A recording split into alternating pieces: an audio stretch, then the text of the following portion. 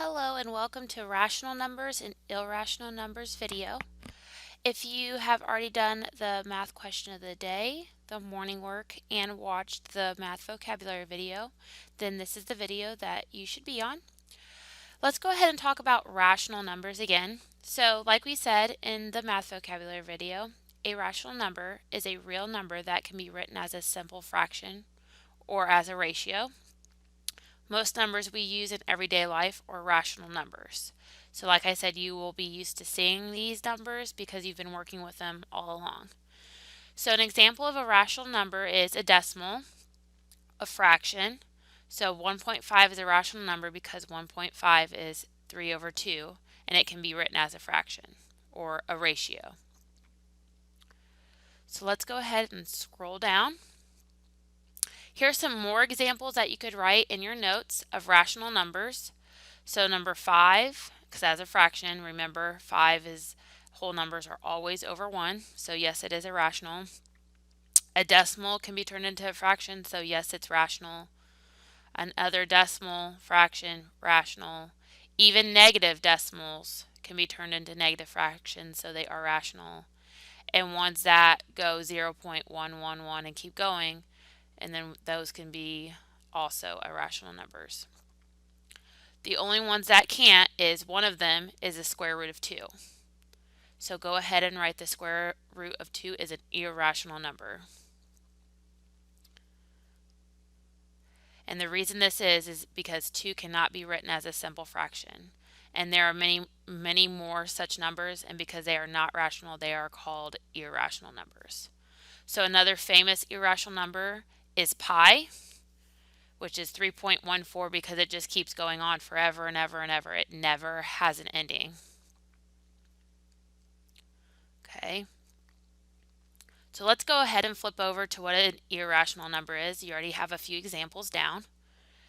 Irrational numbers, an irrational number, like we said before in the math vocabulary video, is a real number that cannot be written as a simple fraction, which means irrational means not rational.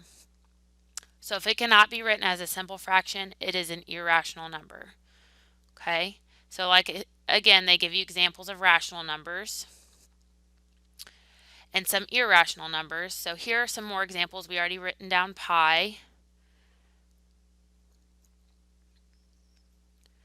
We already wrote down the square root of 2. And here are some more famous irrational numbers that you can just remember. So Euler's number is another famous irrational number. People have also calculated e to lots of different decimal places without any pattern showing.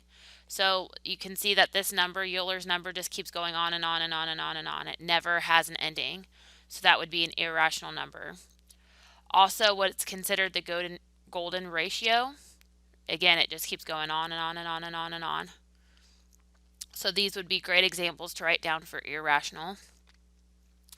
Many square roots, cube roots, etc. are also irrational numbers, but not all of them. Okay, so if you can do the square root of 4 equals and it comes out to a whole number, that's rational. Square root of 9 equals 3, whole number, it's rational. Okay, so it could be the square root of 3 would be irrational because it just keeps going. Square root of 99 could be irrational because it just keeps going. Okay, so some square roots, cube roots are rational numbers and some are not. And then they just give you note on multiplying irrational numbers. Okay, so those are just basically some facts about irrational and rational numbers that you'll have to remember. Remember, a rational number is a decimal that it can be turned into a fraction, or it's considered a whole number. An irrational number are these ones that we've talked about. Those are the most that you'll see with the irrational until you get into 7th and 8th grade and you start solving for irrational numbers. But for 6th grade, we're just going to be talking about them.